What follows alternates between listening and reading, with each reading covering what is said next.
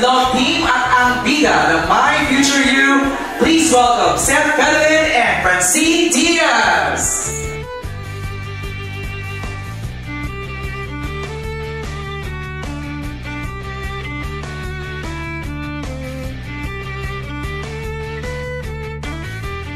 Maraming salamat po ulit sa pagpunta sa media. Alam ko po, minsan, madalas na rin po tayo nagkikita kung saan sa ABS. At maraming salamat po dahil hanggang ngayon, patuloy nyo kami sinusuportahan. At sa mga nagmamahal po sa amin, sa mga Francet, sa Karels, 147 Setsters, maraming salamat po sa inyo. Regalo namin to para sa inyo and of course, sa buong Pilipinas. So I'm inviting everyone to watch My Future You. This is for the entire family this Christmas. Feel-good movie about romance, about family. So please bring your friends, your family, your loved ones. December 25 in cinemas nationwide. Katulad po ng sinabi namin kanina, unahin niyo po on December 25, 2024, My Future You. At syempre, bigyan natin ng chance at supportahan natin ang Francet. Iniimbitahan po namin kayo at bigyan po ninyo ng chance ang My Future You ngayong Pasko dahil para po sa inyo to. Ito po ay para sa lahat, kaya po mas masaya kung kasama nyo ang mga pamilya at mga kaibigan nyo, ang future someone nyo. Kaya, yun po, wag nyo pong palalagpasin ng My Future You ngayong December 25 in cinemas nationwide. Yeah, first of all, thank you so much for coming. It's always nice to see familiar faces, and I hope you enjoyed the trailer for My Future You. And also, thank you so much for coming.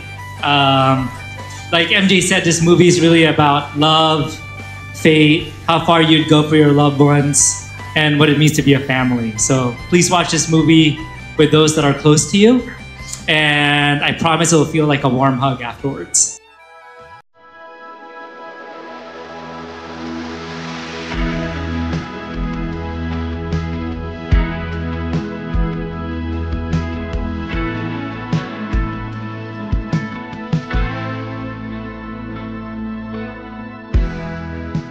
Kamusta yung chemistry ng dalawa? Alam mo, napaka-sweet nilang partner. Pag pinapanood ko silang dalawa, napakaganda nung blending nila together because maganda yung foundation nila. At yung wini-wish mo, sana future nila yung dalawa. Ay, grabe. As your future you, what piece of advice would you want to give your past you? Ang masasabi ko sa sarili ko 5 years ago, tama yung ginagawa niya. Tama lang na sa lahat ng ginagawa niya, sa lahat ng sinusunod niya, tama yun. Yun ang dapat niyang gawin, pero huwag niyang kalimutan yung sarili niya habang binibigay yung lahat ng request niya.